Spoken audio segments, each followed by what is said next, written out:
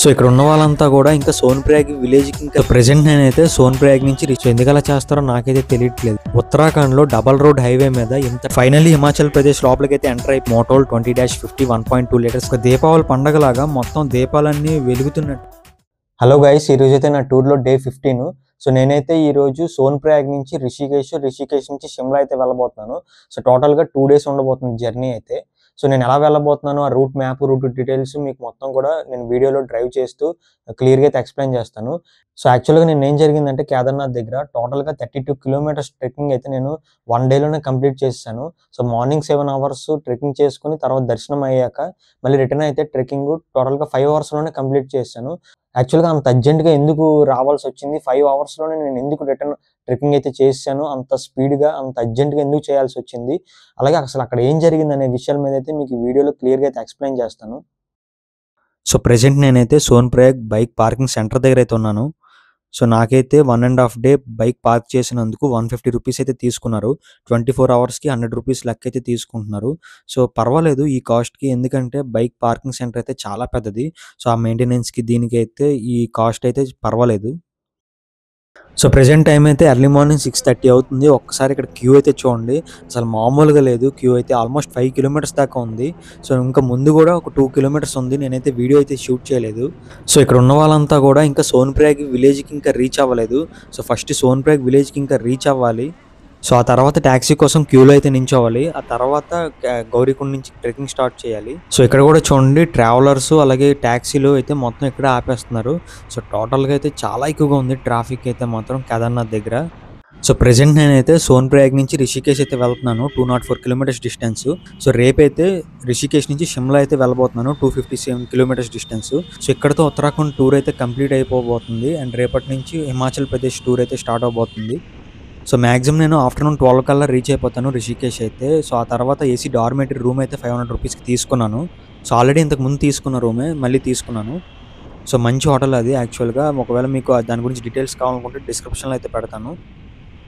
So ఈరోజు అంతా ఫుల్గా రెస్ట్ ఇచ్చేసి రేపు రిషికేష్ నుంచి షిమ్లా అయితే వెళ్తాను. సో ఈరోజు అంతా ఎందుకు రెస్ట్ ఇవ్వాల్సి వస్తుందంటే, నిన్న నా లైఫ్లో మర్చిపోలేని రోజు May 16th. So Kedarnath tour అనేది సక్సెస్ఫుల్గా కంప్లీట్ చేశాను.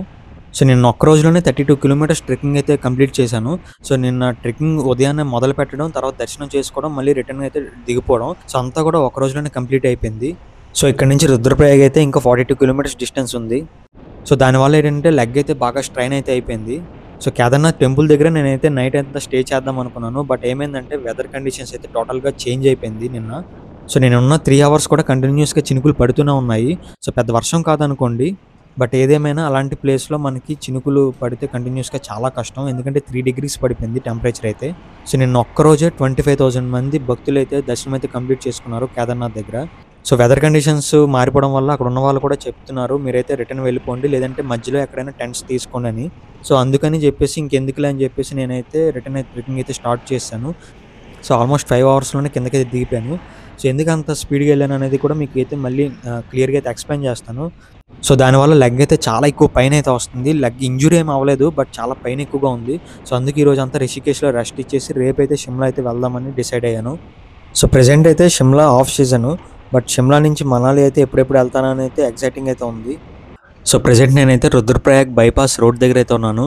సో లెఫ్ట్ సైడ్లో వెళ్తే మనకి రుద్రప్రయాగ్ టౌన్ అయితే వస్తుంది, అలాగే బద్రీనాథ్ కూడా వెళ్ళొచ్చు. సో ఒక్కసారి ఇక్కడ ట్రాఫిక్ అయితే చూడండి, అసలు మామూలుగా లేదు. ఈరోజు అయితే మార్నింగ్ నుంచి చల్లో రావడం వల్ల ఒక్కసారి ఎండ తగిలేసరికి టెంపరేచర్ చాలా వేడిగా ఉన్నట్టు అనిపిస్తుంది. సో నిన్న కేదార్నాథ్ దగ్గర చాలా ఇన్సిడెంట్స్ కూడా జరిగాయి. అలాగే నేను 5 hours ఎలా ట్రెక్కింగ్ కంప్లీట్ చేశాను అనేది కూడా మీకు మళ్ళీ చెప్తాను. ఎందుకంటే ప్రజెంట్ గోప్రోలో ఫుల్ ఛార్జింగ్ అయిపోయింది. సో ఆల్మోస్ట్ నేను రిషికేష్ అయితే రీచ్ అయిపోయాను. జస్ట్ ఒక 5 kilometers డిస్టెన్స్ దూరంలో ఉన్నాను అంతే. సో గోప్రోలో బ్యాటరీ ఛార్జింగ్ అయిపోవడం వల్ల మీకైతే ఇక్కడతో వీడియో అయితే ఆపేస్తున్నాను. రేపు మళ్ళీ అయితే మనం రిషికేష్ టు షిమ్లా వెళ్ళే వీడియోలో అయితే కలుద్దాం. సో అప్పుడు మీకు క్లియర్గా అయితే అన్నీ ఎక్స్ప్లెయిన్ చేస్తాను ఏం జరిగిందని. హలో గైస్, ఈరోజు అయితే నా టూర్లో డే 16. సో ప్రెజెంట్ అయితే నేను రిషికేష్ దగ్గర అయితే ఉన్నాను. సో ఈరోజు అయితే నేను రిషికేష్ నుంచి షిమ్లా అయితే వెళ్ళబోతున్నాను. సో టోటల్గా 257 kilometers డిస్టెన్స్ ఉంటుంది. సో ప్రెజెంట్ అయితే మార్నింగ్ 9 అవుతుంది ప్రెజెంట్ టైము. మొన్న కేదార్నాథ్ ట్రెక్కింగ్ ఒక రోజులోనే కంప్లీట్ చేయడం వల్ల నిన్నంతా కూడా ఫుల్గా రెస్ట్ ఇవ్వాల్సి వచ్చింది. సో ఈరోజు అయితే టోటల్గా బాడీ పెయిన్స్ అంతా కూడా తగ్గిపోయింది. సో ఈ రోజుతో ఉత్తరాఖండ్కి బాయ్ చెప్పేస్తున్నాను. హిమాచల్ ప్రదేశ్కి అయితే వెళ్ళబోతున్నాను. సో ప్రెసెంట్ టెంపరేచర్ అయితే 16-17 డిగ్రీస్ దగ్గర ఉంది. సో ఒక్కసారి ఇక్కడ ట్రాఫిక్ అయితే చూడండి. సో రిషికేశ్లో ఏంటంటే హాఫ్ అన్ అవర్ అయితే ట్రాఫిక్ ఆపేస్తారు. సో మళ్ళీ ఒక హాఫ్ అన్ అవర్ తర్వాత అయితే మళ్ళీ ట్రాఫిక్ అయితే క్లియర్ చేస్తారు. సో ఎందుకు అలా చేస్తారో నాకైతే తెలియట్లేదు. సో టోటల్గా రిషికేశ్ నుంచి షిమ్లా 257 కిలోమీటర్స్. సో డెహ్రాడూన్ పై నుంచి అయితే వెళ్ళబోతున్నాను. సో రిషికేశ్ నుంచి డెహ్రాడూన్ అయితే జస్ట్ 76 కిలోమీటర్స్. సో మాక్సిమం ఒక 2 అవర్స్లో అయితే వెళ్ళిపోతాను. ఉత్తరాఖండ్లో డబల్ రోడ్ హైవే మీద ఎంత ట్రాఫిక్ ఉందంటే అది ఖచ్చితంగా హరిద్వారే. సో చాలా ట్రాఫిక్ ఉంది. హరిద్వార్ సిటీ లోపలికి వెళ్ళక్కర్లేకుండా రైట్ సైడ్ అయితే బైపాస్ రోడ్ ఉంది. సో ఆ బైపాస్ రోడ్ పై నుంచి డెహ్రాడూన్ అయితే వెళ్ళిపోతున్నాను. సో హరిద్వార్లో నేను ఏదైనా మిస్ అయినంటే అది మెయిన్ గంగా హారతి. సో ఈ ఇయర్ అయితే మిస్ అయిపోయాను గంగా హారతి. బట్ నెక్స్ట్ ఇయర్ మాత్రం ఖచ్చితంగా గంగా హారతి అయితే అస్సలు మిస్ అవ్వను. సో ఖచ్చితంగా విజిట్ చేస్తాను. సో ఫైనల్లీ డెహ్రాడూన్ అయితే రీచ్ అయిపోయాను. సో ప్రెజెంట్ అయితే ఇక్కడ కొంచెం టెంపరేచర్ చాలా వేడిగానే ఉంది. సో నేను ఎక్స్పెక్ట్ చేసిన దానికన్నా డెహ్రాడూన్ అయితే చాలా పెద్ద సిటీయే. సో యాక్చువల్లీ మొన్న May 16న 4:40కి ఎర్లీ మార్నింగ్ నేనైతే క్యూలో నించున్నాను సోన్ప్రయాగ్ దగ్గర. సో ఆల్మోస్ట్ 7కి అయితే గౌరీకుండ్ దగ్గర అయితే ట్రెక్కింగ్ స్టార్ట్ చేశాను. సో 1:32 అయింది మ్యాక్సిమం రీచ్ అయ్యేసరికి కేదార్నాథ్. సో 2 అనుకోండి మోస్ట్లీ. సో 7 అవర్స్ పట్టింది ట్రెక్కింగ్ టైం అయితే. సో ఆ తర్వాత 1 అవర్ క్యూలో నించున్న తర్వాత ఆఫ్టర్నూన్ 3కి అయితే నాకు దర్శనం కంప్లీట్ అయింది. సో ఆ తర్వాత 5కి అయితే నేను రిటర్న్ ట్రెక్కింగ్ స్టార్ట్ చేశాను. సో యాక్చువల్లీ నా ప్లాన్ ఏంటంటే కేదార్నాథ్ దగ్గర నేనైతే టెంట్ అయితే తీసుకొని నేనైతే నైట్ స్టే చేద్దాం అనుకున్నాను. సో నేను రీచ్ అయ్యేసరికి 5 డిగ్రీస్ అలా ఉంది టెంపరేచరు. చినుకులు పడడం వల్ల ఆల్మోస్ట్ 3 డిగ్రీస్కి అయితే పడిపోయింది టెంపరేచరు. స్నో పడినా పర్లేదు కానీ చినుకులు పడడం వల్ల అయితే చాలా ఇబ్బంది కేదార్నాథ్ దగ్గర. సో యాక్చువల్గా పెద్ద వర్షం ఏమి కాదు, యాక్చువల్లీ చిన్న చినుకులే. సో దానివల్ల వెదర్ కండిషన్స్ చేంజ్ అవ్వకపోవడం వల్ల టెంట్ కూడా కాస్ట్ అయితే బాగా పెంచేశారు. సో అక్కడ ఉన్న వాళ్ళు కూడా మ్యాక్సిమం రిటర్న్ అయితే వెళ్ళిపోవడమే బెటర్ ఈ రోజుకి అని అయితే చెప్పారు. సో దానివల్ల నాకు వేరే ఆప్షన్ లాగా అయితే రిటర్న్ ట్రెక్కింగ్ అయితే స్టార్ట్ చేశాను. ప్రెజెంట్ ఇప్పుడు టైం అయితే 11 అవుతుంది మార్నింగ్. ఇంకా 207 కిలోమీటర్స్ ఉంది షిమ్లా వెళ్ళడానికి. కేదార్నాథ్ టూర్ విషయంలో నేనైతే హ్యాపీనే, ఎందుకంటే 3 అవర్స్ ఆల్మోస్ట్ కేదార్నాథ్ టెంపుల్ దగ్గర అయితే ఉన్నాను. సో ఆ తర్వాత 5కి నేను రిటర్న్ ట్రెక్కింగ్ అయితే స్టార్ట్ చేశాను కిందకి దిగడం. సో ఆల్మోస్ట్ నేను జస్ట్ 5 అవర్స్లోనే నేనైతే 10 కల్లా రీచ్ అయిపోయాను. సో నాకు తెలిసినంత వరకు 5 అవర్స్లో అయితే మ్యాక్సిమం కిందకైతే దిగలేరు. సో అక్కడ ఉండే లోకల్ వాళ్ళు దిగగలరేమో కానీ నార్మల్గా అయితే చాలా కష్టం, బాగా రిస్క్ కూడా. ఏరెవరో తెలియదు కానీ చాలా పెద్ద రివరే ఉంది ఇక్కడ. నాకు తెలిసి బ్రిడ్జ్ అనుకుంటా 2021లో కొలాప్స్ అయిపోయింది. వీడియోస్ కూడా ఉన్నాయి యూట్యూబ్లో. మరి ఇదో కాదో కరెక్ట్గా తెలియట్లేదు. ఇప్పుడు మాత్రం చాలా నీట్గా ఉంది ఈ బ్రిడ్జ్ అయితే. సో ఇక్కడైతే భోజనాలు అయితే పెడుతున్నారు ఫ్రీగా. మరి అన్నదానమో లేదంటే నార్మల్ భోజనాలు తెలియదు. తినేసాను ఇక్కడే. డెహ్రాడూన్లో తిందామంటే రెస్టారెంట్స్లో చాలా కాస్ట్ ఉన్నాయి. సో ఇక్కడైతే ఫుడ్ బాగుంది, చాలా డిఫరెంట్గా ఉంది. First time north Indian food అయితే తిన్నాను. ఏదేమైనా రెస్టారెంట్స్లో తినేదానికన్నా ఈ చెట్టు నీడలో తింటే ఆ కిక్కే వేరు. సో వాళ్ళైతే చాలా బాగా నన్ను రిసీవ్ చేసుకున్నారు. స్టమక్ ఫుల్ అయిపోయిందన్నా సరే మొహమాటం పడకొని ఫుల్గా పెట్టేశారు. సో చాలా హ్యాపీ అనిపించింది. రైసు మన సౌత్ ఇండియన్ కర్రీస్ అలాంటివి అయితే ఏమీ లేవు ఇక్కడ. పేర్లన్నీ అడిగాను బట్ నాకైతే అసలు అర్థం కాలేదు. ఒక దాని పేరు మాత్రం జంగౌరికి కీర్ అని అన్నారు. మనకి రైస్ ఎలాగో వాళ్ళకి అది అలాగంట. అది ఎలా ఉందంటే సేమియాలాగా కిచిడీలాగా ఒక ముద్దలాగా అయితే ఉంది. కర్రీ ఏమో ఒక పచ్చడి అయితే పెట్టారు. ఓవరాల్గా నాకైతే నచ్చింది, వెరైటీగా అయితే ఉంది. టైం అయితే 2 అవుతుంది ఆఫ్టర్నూన్. టెంపరేచర్ అయితే 26 డిగ్రీస్ ఉంది. సో ఆల్మోస్ట్ 2 డేస్ నుండి కేదార్నాథ్ దగ్గర 0 to 15 డిగ్రీస్ టెంపరేచర్ మధ్యలోనే ఉన్నాను. సడన్గా 26 డిగ్రీస్ అయ్యేసరికి కొంచెం కష్టంగా ఉంది. సో ఫైనల్లీ హిమాచల్ ప్రదేశ్ లోపలికి అయితే ఎంటర్ అయిపోయాను. సో నా లైఫ్లో ఫస్ట్ టైం హిమాచల్ ప్రదేశ్లోకి అడుగు పెట్టాను. ఈ టౌన్ పేరు నహాను. ఇక్కడ నుండి షిమ్లాకి 1.5 కిలోమీటర్స్ ఉంది. ఇంకా షిమ్లా రీచ్ అవడానికి ఒక 3-4 అవర్స్ పట్టచ్చు. మొన్న కేదార్నాథ్ రిటర్న్ ట్రెక్కింగ్ 16 కిలోమీటర్స్ 5 అవర్స్లో అంత స్పీడ్గా దిగడానికి రీజను పైన టెంట్ దొరకలేదు, కిందైనా సెట్ అవుతుందో లేదో అదొక టెన్షన్, గౌరీకుండ్ దగ్గర ట్యాక్సీ దొరుకుతుందో లేదో అదొక టెన్షన్. సో ఇంత కష్టపడి గౌరీకుండ్కి అయితే 5 అవర్స్లో కంప్లీట్ చేసుకుని ట్రెక్కింగ్ కింద దిగిన తర్వాత సో ఒక్కసారి నాకు షాకింగ్ ఏంటంటే 5 కిలోమీటర్స్ వరకు ట్యాక్సీ కోసం అయితే క్యూ అయితే ఉంది. సో మీటర్కి ఒక మనిషి వేసుకున్న ఆల్మోస్ట్ 5 కిలోమీటర్స్కి 5,000 మంది అయితే ట్యాక్సీ కోసం అయితే వెయిట్ చేస్తున్నారు. సో మ్యాక్సిమం పావు గంటకి ఒక 10 ట్యాక్సీలు వస్తున్నాయి. మ్యాక్సిమం ఒక 60-70 మంది మాత్రమే వెళ్తారు.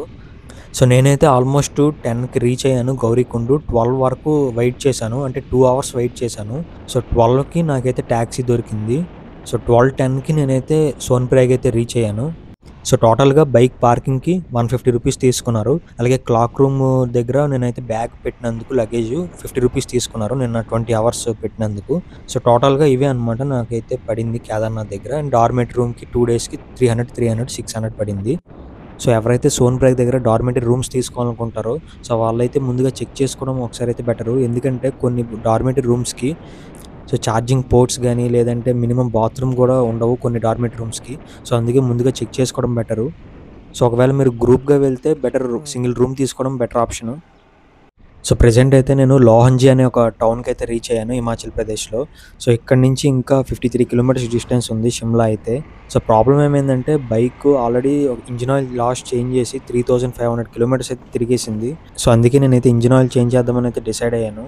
సో బ్రేక్ కూడా కొంచెం పట్టట్లేదు. సో దానివల్ల చిన్న చిన్న రిపేర్స్ కూడా ఉన్నాయి. సో అన్నీ కూడా ఇప్పుడు చేంజ్ చేద్దామని డిసైడ్ అయ్యాను. సో ఎందుకంటే రేపు మార్నింగ్ అంతా కూడా షిమ్లా అయితే ఎక్స్ప్లోర్ చేయాలి. సో ఆఫ్టర్నూన్ నుంచి మనాలి అయితే బయలుదేరిపోతాను. సో నైట్ కల్లా మనాలి అయితే రీచ్ అయిపోతాను. సో అందుకే రేపు కూడా మోస్ట్లీ అవ్వదు ఇదంతా రిపేర్ చేయడం. సో ఇంకా టైం అయితే ఇప్పుడు 5 అవుతుంది ఈవినింగ్. హిమాచల్ ప్రదేశ్ ఎంటర్ అయిన దగ్గర నుంచి చాలా పీస్ఫుల్గా ఉంది, రోడ్స్ కానీ సరౌండింగ్స్ కానీ. సో మీరు చెప్తే నమ్మరు, బైక్ మీద 80 స్పీడ్లో వెళ్ళి ఎన్ని రోజులు అవుతుందో నాకే తెలీదు. సో నేనైతే Honda unicorn బైక్కి Motul 20-50 1.2 litres engine oil అయితే మార్పించాను. సో ఎందుకంటే మనాలి, లదాఖ్ ఇలాంటి లో టెంపరేచర్ ఉన్న ప్లేసెస్కి వెళ్ళబోతున్నాను. సో అందుకే నేనైతే ఇంజిన్ ఆయిల్ అయితే లో విస్కాసిటీ ఉన్న ఇంజిన్ ఆయిల్ అయితే మార్పించాను హోండా యూనికార్న్ 160cc బైక్కి. సో టోటల్గా ఇంజిన్ ఆయిల్ మార్పించాను అండ్ చిన్న చిన్న రిపేర్స్ కూడా చేయించాను. సో యాక్చువల్గా నేనైతే ఏమి చెప్పలేదు, వాళ్ళే బైక్ అయితే డ్రైవ్ చేసి మొత్తం అంతా రిపేర్స్ అన్ని చేసేసారు. సో ఇక్కడ గుప్తా ఆటో స్టోర్ అంట, ఇది సోలన్ అనే ఒక టౌన్లో ఉంది. సో ఇది షిమ్లాకి ఒక 44 కిలోమీటర్స్ డిస్టెన్స్ దూరంలో ఉంది. సో వీళ్ళైతే చాలా బాగా బైక్ సర్వీసింగ్ అయితే చేశారు. సో యాక్చువల్గా ఈ సిటీ పేరు సోలన్, హిమాచల్ ప్రదేశ్లో ఒక డిస్ట్రిక్ట్ కూడా. సో ఇక్కడ నుంచి డబల్ రోడ్ హైవే అయితే స్టార్ట్ అయిపోయింది. ఇక్కడ నుంచి టోటల్గా షిమ్లా వరకు 44 కిలోమీటర్స్. సో టోటల్గా double road national highway. So ఈ సోలన్ సిటీ 1550 మీటర్స్ హైట్ ఎలివేషన్లో అయితే ఉంది. ఈ సోలన్ సిటీని సిటీ ఆఫ్ రెడ్ గోల్డ్ అని కూడా పిలుస్తూ ఉంటారు. సో ఎందుకంటే ఇక్కడ ఈ ఏరియాలో టమాటోస్ అనేవి బల్క్గా చాలా ఎక్కువ ఉత్పత్తి అయితే అవుతూ ఉంటాయంట. సో అలాగే ఈ సోలన్ సిటీలో మీకు లెఫ్ట్ సైడ్లో కనిపిస్తున్న మౌంటైన్ దగ్గర 300 ఏళ్ల క్రితంకి చెందిన ఒక ఫేమస్ కోట అయితే ఉంది. డిసెంబర్లో ఈ సోలన్ సిటీ దగ్గర స్నో అయితే అప్పుడప్పుడు పడుతూ ఉంటుందంట. ఇంకో 40 కిలోమీటర్స్ మాత్రమే ఉంది షిమ్లా రీచ్ అవ్వడానికి. టైం అయితే 6:30 అవుతుంది ఈవినింగ్. బైక్ రిపేర్ వల్ల ఆల్మోస్ట్ 1 అవర్ అయిపోయింది అక్కడే. కెమెరాలో సరిగ్గా కనిపించకపోవచ్చు కానీ ఎదురుగా స్కై మొత్తం yellowish-లో కనిపిస్తుంది, చాలా బాగుంది. సో మార్నింగ్ 9కి స్టార్ట్ అయితే రిషికేష్లో, ఇప్పుడు 6:45 అవుతుంది ఈవినింగ్. ఇంకా షిమ్లా అయితే రీచ్ అవ్వలేదు. ఇక్కడ పైన చూడండి బోర్డు మీద షిమ్లా 45 కిలోమీటర్స్ చూపిస్తుంది. ఇంకా గూగుల్ మ్యాప్స్లో 40 కిలోమీటర్స్ చూపిస్తుంది. ఏది నమ్మాలో తెలియట్లేదు. గూగుల్ మ్యాప్స్లోనే తప్పు ఉండొచ్చు నాకు తెలిసి, ఎందుకంటే హరిద్వార్లో నాకు చుక్కలు చూపించింది గూగుల్ మ్యాప్స్. 250 కిలోమీటర్స్ డ్రైవ్ చేయడానికి ఒక రోజు పట్టింది నాకు. ఎందుకంటే రోడ్స్ అయితే చాలా చిన్నవి, టర్నింగ్స్ ఎక్కువ, ఘాటీలు ఎక్కువ. సో దానివల్ల 60 స్పీడ్ అయితే దాటలేకపోయాను. ఈ రోజు కూడా అదే పరిస్థితి, కానీ సోలన్ సిటీ నుండి హైవే ఉంది కాబట్టి కొంచెం ఫ్రీగా ఉంది డ్రైవింగ్ అయితే. సో ఆల్మోస్ట్ 3-4 డేస్ తర్వాత ఇప్పుడైతే 60 స్పీడ్లో వెళ్తున్నాను. సో ఫైనల్లీ చీకటి పడిపోయింది. 7:15 అవుతుంది ఇప్పుడు టైము. మొత్తం చీకటి పడిపోయింది, కానీ పైన ఆకాశం మాత్రం మొత్తం ఒక ఆరెంజ్ కలర్లో అయితే ఉంది. కెమెరాలో అయితే కనిపించకపోవచ్చు, బట్ చాలా బాగుంది చూడడానికి అయితే. సో ఫైనల్లీ షిమ్లా అయితే రీచ్ అయిపోయాను. Booking.comలో 500 రూపీస్కి డార్మెటరీ రూమ్ అయితే బుక్ చేసుకున్నాను. అయితే ఇక్కడ సమస్య ఏంటంటే షిమ్లా సిటీ లోపల పార్కింగ్ అయితే ఉండదంట ఏ హోటల్స్కి కూడా. సో ఇప్పుడైతే ఆ పార్కింగ్ సెంటర్ దగ్గరికి అయితే వెళ్తున్నాను. అసలు ఒక్కసారి రైట్ సైడ్లో చూడండి, అసలు అద్భుతం. అసలు ఒక దీపావళి పండగలాగా మొత్తం దీపాలన్నీ వెలుగుతున్నట్టు చాలా బాగుంది అసలు చూడడానికి. షిమ్లాలో బైకు, కారు పార్కింగ్స్కి అయితే కొన్ని సెంటర్స్ అయితే ఉంటాయంట. సో అక్కడ మాత్రమే పార్క్ చేయాలి. సో ప్రెజెంట్ అయితే ఆ పార్కింగ్ సెంటర్ దగ్గరికి అయితే వెళ్తున్నాను. ఆల్మోస్ట్ దగ్గరికి వచ్చేసాను. ప్రెజెంట్ టైం 9 అవుతుంది. అప్పుడే షాప్స్ అన్ని ఎందుకు క్లోజ్ చేశారో తెలియట్లేదు. సో ఈ బిల్డింగ్ లో ఆల్మోస్ట్ ఒక 2-3 హోటల్స్ అయితే ఉన్నాయి. సో నేను తీసుకున్న హోటల్ పేరు కుమార్ గెస్ట్ హౌస్. నేనైతే 500 రూపీస్కి తీసుకున్నాను డార్మెటరీ రూము. సో రేపైతే షిమ్లా ఫుల్ టూర్ అయితే ఉండబోతుంది, అసలు మిస్ అవ్వకండి.